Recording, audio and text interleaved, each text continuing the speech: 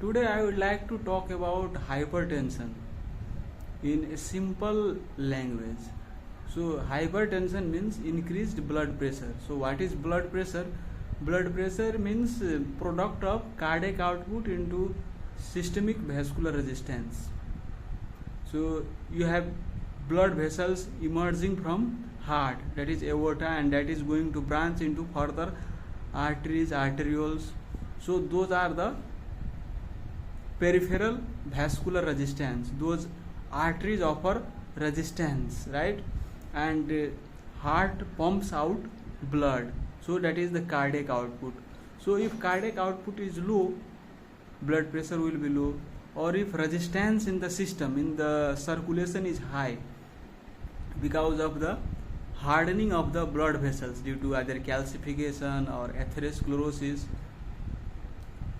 If the resistance is high, then also heart has to pump stronger to eject blood, right? And that will exert more force on the blood vessels, right? So with each stroke, with each beat of the heart, blood is ejected in the blood vessels, and that blood, when it is ejected, it has some pressure while it is flowing, and that pressure helps to flow it down to the distal parts of the fingers, right? If there is no pressure in the blood that is inside the aorta, blood cannot travel to the fingertips, right? Blood cannot travel to the head because it is flowing against the gravity. So that pressure is helping it to push blood to different parts of the body, to the capillaries, right?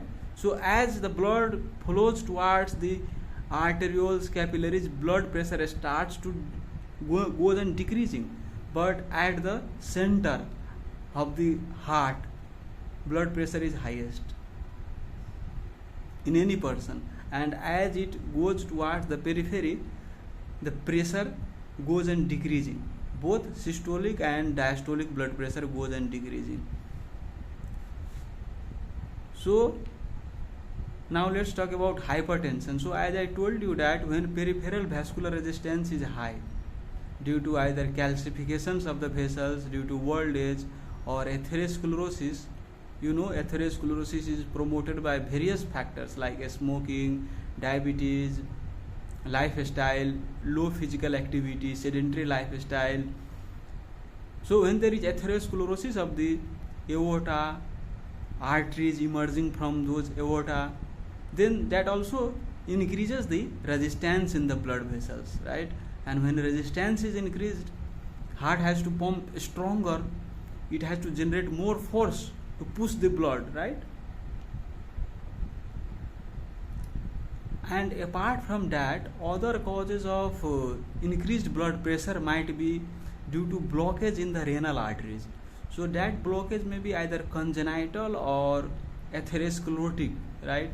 You know, from the aorta, renal artery originate, and when the ostia are narrowed due to either atherosclerotic plaque or other causes, what happens that perfusion to the kidney decreases, and when the kidney senses low blood, then it starts producing more renin. So renin, angiotensin, aldosterone system is activated, and that starts retaining more salt and water. So when there is more salt and water inside the blood vessel systems, automatically blood volume is more, and that causes increased blood pressure. So either increased blood volume or increased resistance in the peripheral vessels, in the arteries, arterioles, these causes increased blood pressure. So what is the effect of hypertension? So if let's say some patient had developed hypertension 150 by 90, let's say, what if you don't treat and let it be 150 by 90? You do not lower that blood pressure. So what happens that with that high resistance, heart has to pump harder, right? So ventricles start becoming hypertrophied because it has to work harder. So there is structural changes in the left ventricle. left ventricular myocytes goes remotely, and that can lead to heart failure if you do not intervene in time, right? Other features or other complications that hypertension can cause is, that high pressure is transmitted to all the organs of the body. So that high pressure is transmitted to the retinal arteries, and what happens that when there is high pressure, there can be hemorrhage. Those capillaries will burst in the retina, right? And when there is hemorrhage in the retina, obviously visual difficulty will occur.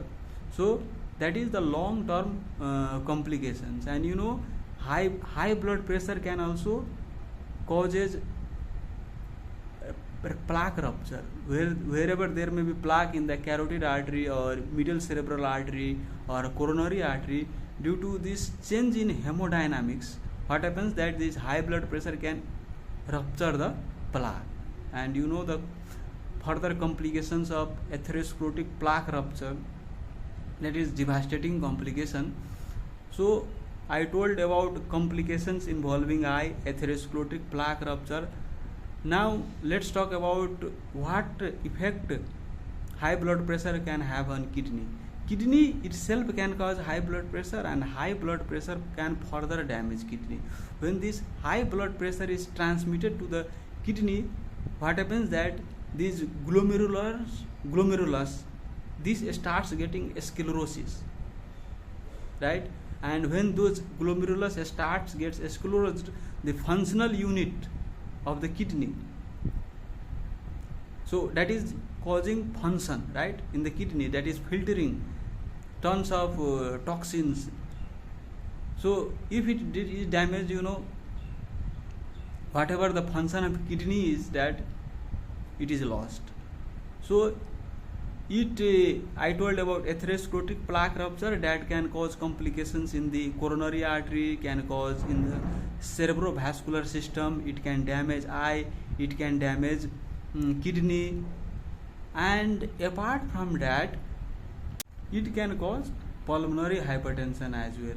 So when left ventricle starts undergoing structural changes, and when left ventricle fails, then what happens that left ventricle is not able to pump blood in the aorta, and those gets backed up in the pulmonary circulation, and then right heart has to pump harder to push the blood to the left side, right? And it can lead to pulmonary hypertension resulting from dysfunction of the left ventricle. That's why due to these much complications, we need to lower down the blood pressure. So we have variety of drugs. We either dilate the blood vessels, or we either throw out salt and water from the body, so that pressure in the arterial system becomes low, and further consequences of high blood pressure can be minimized. So this is symptomatic management, right? So these medications we give to prevent further complications of high blood pressure, chronic complications of high blood pressure. But by the same time, we have to search what is causing high blood pressure, that we can treat. For example, if it is renal artery stenosis, we can do a stenting of the renal artery, right? And we can open it, and that can permanently fix hypertension, right? If there is coarctation of aorta, we can surgically correct it, right? So if there is hypothyroidism, sometimes hypothyroidism can also cause hypertension, right? So if you correct with thyroxine replacement, you may not have to take hypertension medications for lifelong, right? So apart from doing blood pressure control, we have to search if there are any correctable factors that we can correct, so that hypertension can be cured, right? Whatever hypertension we cannot cure from the root, we call it essential hypertension, and we have to advise patients to take antihypertensive for lifelong to prevent further complications. So in chronic hypertension we give long acting medications, so that it can lower blood pressure for long period of duration. But when there is acute rise of blood pressure, like 220 by 120, right, 240 by 130, so when there is sudden rise,